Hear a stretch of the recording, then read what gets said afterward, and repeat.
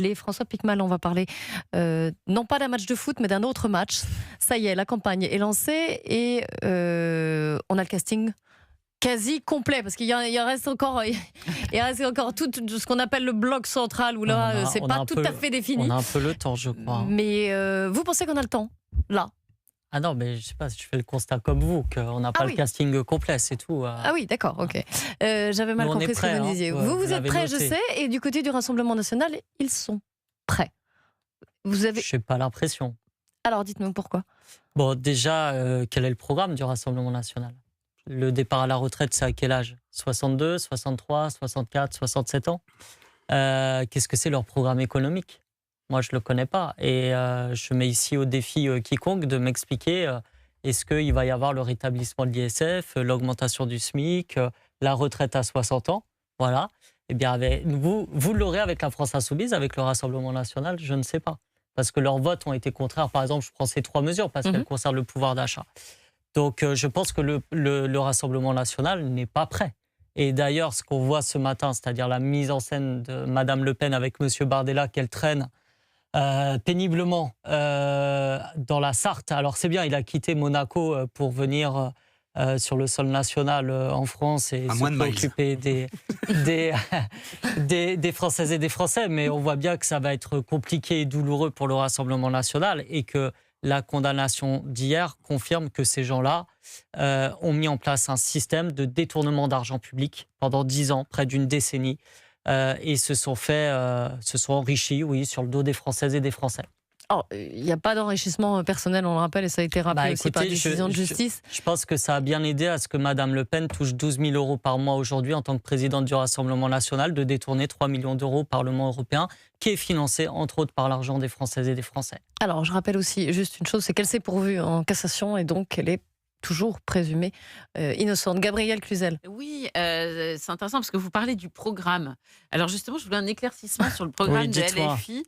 Est-ce que, comme l'a dit le maire de Saint-Denis, Bali Bagayoko, tous les sans-papiers, sans exception, seront régularisés si vous arrivez au pouvoir? Nous, on est pour la régularisation, effectivement, des personnes sans papiers qui sont en France selon les réglementations qui seront en vigueur, mais qui travaillent en France, qui ont une activité en France, qui ont leur famille en France. Il a dit tous les sans-papiers. Ça a été fait en Espagne, mais je vais vous répondre. Non, en Espagne, il y avait des conditions. Oui, bien sûr, mais il y aura toujours des conditions, vous savez. Il a dit sans condition. Vous êtes arrivé, donc par vous exemple... n'êtes pas d'accord avec Bali Bagayoko? Si, je suis d'accord avec lui. C'est bien essayé. Bien essayé. Non, mais c'est bien. Vous êtes en forme. Je suis toujours d'accord avec Bali Bagayoko. Donc voilà, il n'y a pas de sujet. Il faut que vous preniez un café ensemble, parce que sur ce point-là, il y a un petit point de désaccord. Je vais vous dire, puisque tout de suite, c'est la question de l'immigration pour vous qui vous préoccupe, qui vous inquiète. Ça préoccupe beaucoup de Français, je vais essayer de vous dire que dans notre programme, il y a aussi les accords de coopération, de lutte contre la transition, contre le dérèglement climatique. Et vous savez que le principal facteur aujourd'hui de migration, c'est bien sûr les guerres, c'est bien sûr les conditions économiques, mais c'est aussi le dérèglement climatique. Et que si on ne fait rien à l'échelle de la planète, et si nous, les Français, on ne montre pas l'exemple, alors de plus en plus de gens vont quitter leur pays et devoir migrer. Donc c'est agir sur les conditions pour permettre à tout le monde de pouvoir vivre là où il est et ensuite accueillir dignement celles et ceux qui sont sur notre sol. Arnaud Stéphane. Monsieur le député, moi je suis avec beaucoup d'intérêt ce que fait la France Insoumise. Merci. Non, mais vraiment, quasiment comme un spécialiste de l'aéromodélisme. Je suis ça parce que j'ai une passion. Je suis l'abonné de la France du Rail dans le coin. Je regarde ce que vous faites parce que je pense que vous le faites bien, mais je le regarde aussi avec un esprit critique, dans le sens où je pense que ce que vous développez, par exemple, sur l'histoire du programme, ne s'applique pas à la sociologie électorale du Rassemblement national.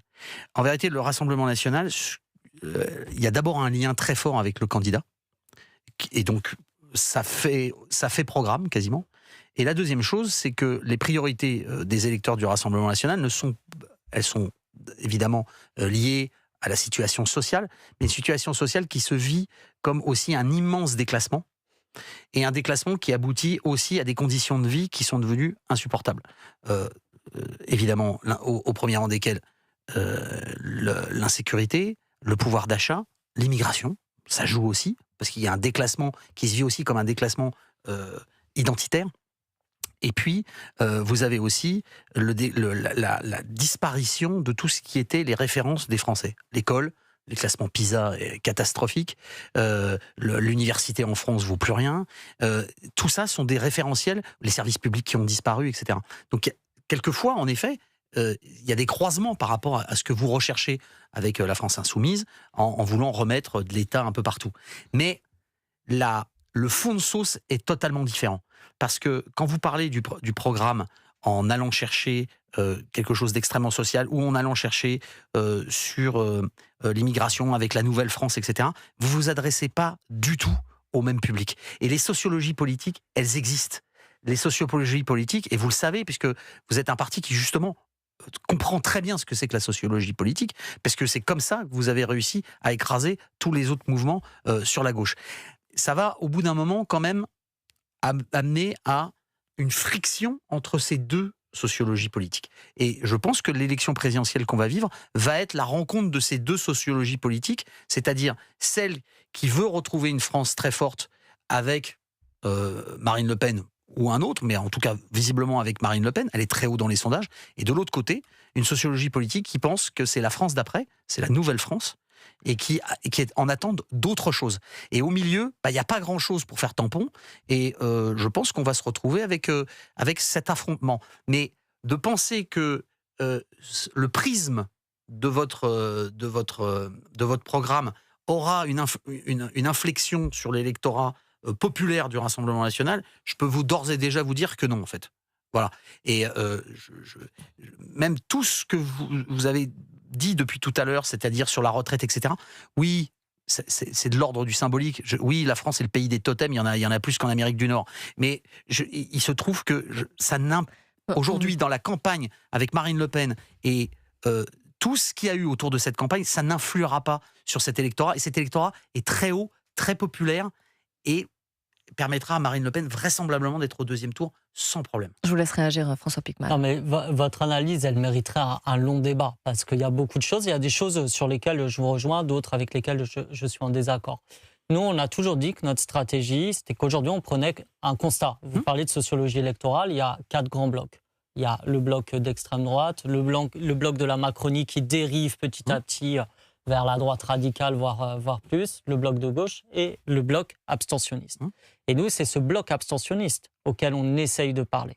Qu'il y ait des gens qui soient figés dans leur camp idéologique, c'est somme toute assez logique et normal. Ça ne veut pas dire qu'on se dit que c'est fini, on ne pourra pas les convaincre, mais on sait que ça va se faire sur le temps long. Sur le temps long, et je pense à l'épreuve de ce que l'on sera en capacité de mettre en place une fois qu'on est au pouvoir. C'est pour ça que le fait qu'il y ait eu le déni de la victoire du NFP, même s'il avait duré 1 mois, a été une problématique pour nous. Parce qu'on aurait pu mettre en place par décret un certain nombre de mesures qui s'appliquaient directement dans la vie des gens et qui montraient que oui, quand la gauche solide sur ses appuis est au pouvoir, elle change la vie des gens comme elle l'a fait par le passé en France. Et d'ailleurs, on en bénéficie tous.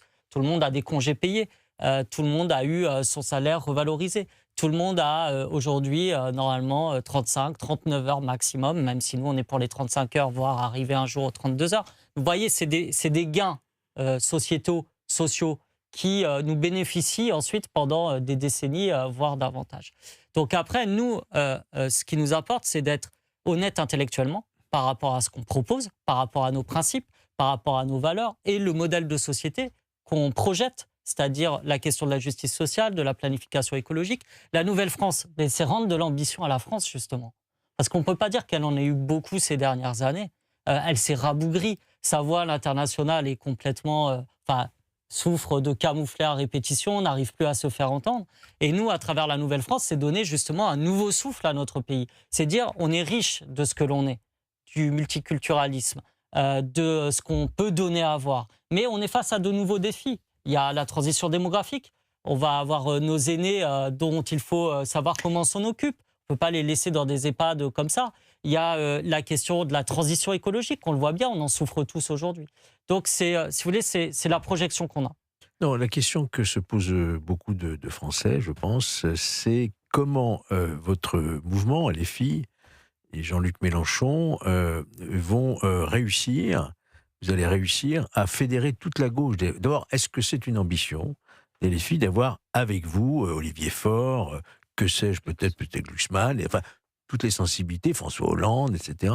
Est-ce que vous avez une stratégie justement, pas d'hégémonie, c'est pas ce que je veux dire, mais de leadership sur la gauche? Est-ce que vous pensez à cette stratégie-là et comment vous allez vous y prendre?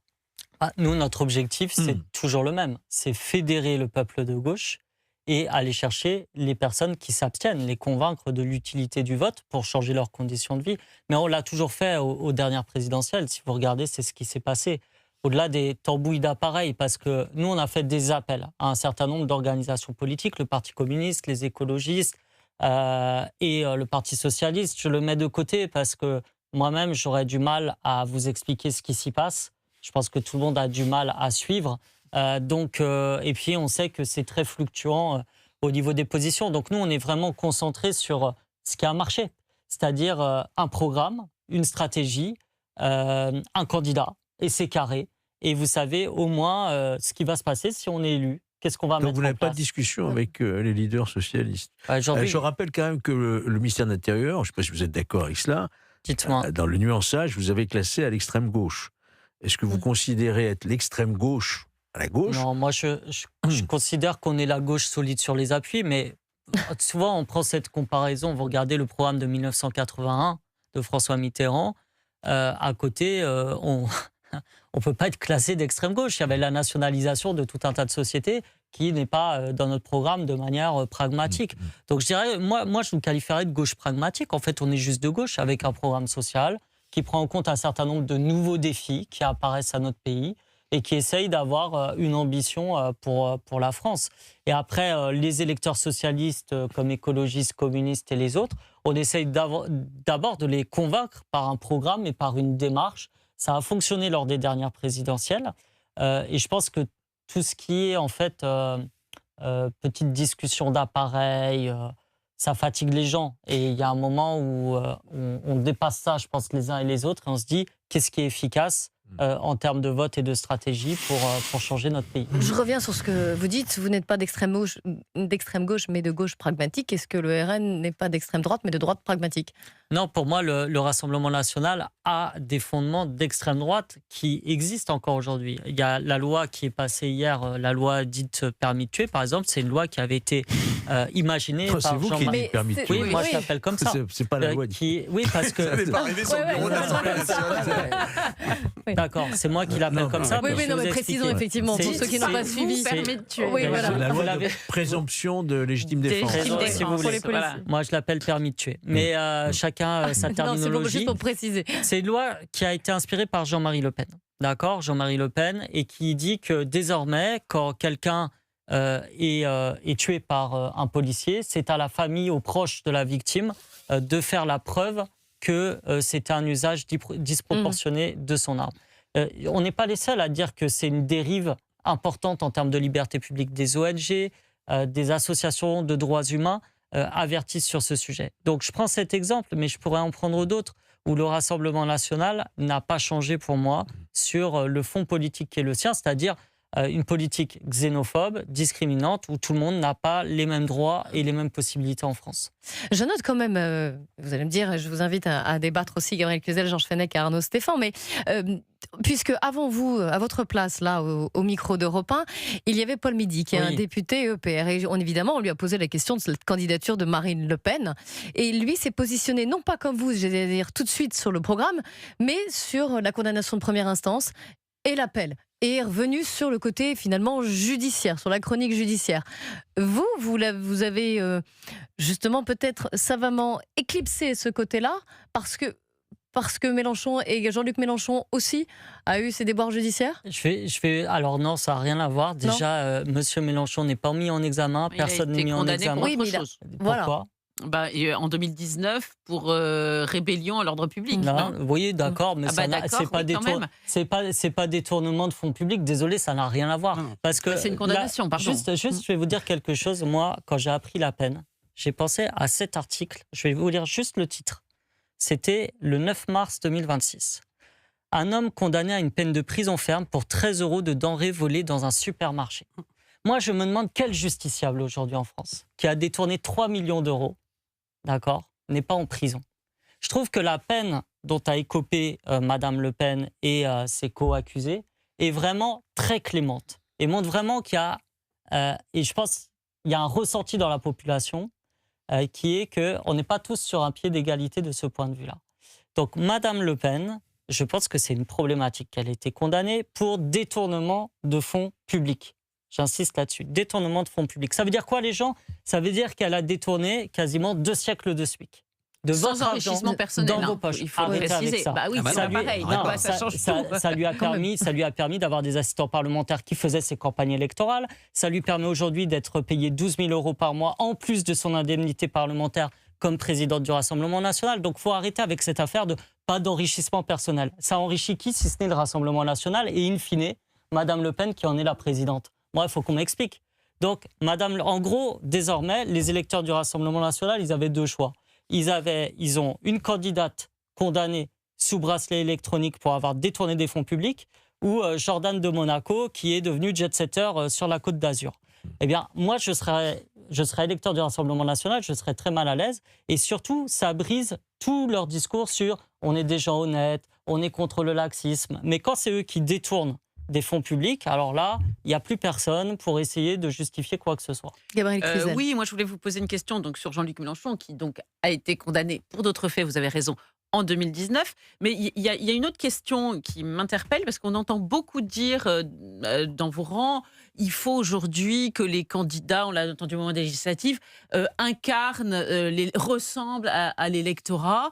Bah, pardon, Jean-Luc Mélenchon, c'est pas la Nouvelle-France, hein, c'est quand même très dérangeant. Est-ce qu'il ne faut pas arrêter avec le temps du porte-parole là n'est-il pas révolu? Au contraire, Jean-Luc Mélenchon, il incarne, je pense, la sagesse et il incarne aussi une personnalité politique qui est un intellectuel au sens noble du terme. Oui, mais vous savez bien ce que je veux dire. Non, je vois pas. Ah bon, c'est vous, moi, je vous réponds. C'est vous qui c'est le vos collègues qui le disent. Le temps du porte-parole est révolu, Rima Hassan. Ben oui, mais je vois pas le rapport avec Jean-Luc Mélenchon. Vous me dites Jean-Luc Mélenchon, il incarne pas la Nouvelle-France. Ben, je vous dis qu'au contraire, il incarne la Nouvelle-France par sa sagesse, par le fait qu'il a su repenser la gauche, la remettre sur ses 2 jambes, notamment.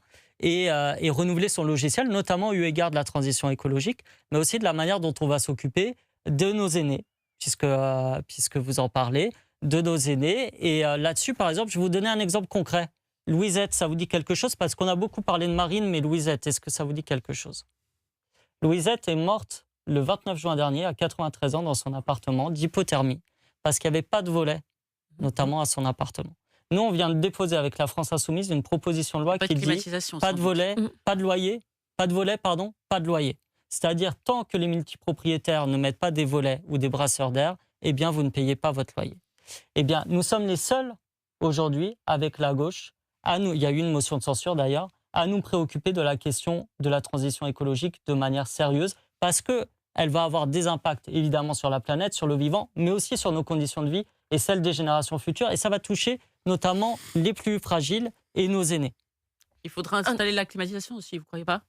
Nous, on n'est pas contre la climatisation dans les endroits publics qui sont dédiés. Mais si vous me laissez finir ma phrase, je vais vous dire, dans les EHPAD, dans les écoles, dans un certain nombre d'institutions publiques. Après, oui, la climatisation en soi n'est pas une solution à long terme, vous le savez bien, puisque ça va réchauffer à l'extérieur. Donc, ça va faire que ceux qui travaillent, par exemple, à l'extérieur, les ouvriers, les essentiels, vont en souffrir et qu'on va devoir, et qu'en plus, on va rendre la planète invivable, tout simplement, y compris pour le vivant, dont on a besoin, vous en êtes d'accord? Merci beaucoup François Piquemal. Je rappelle que vous êtes député de la France Insoumise de Haute-Garonne.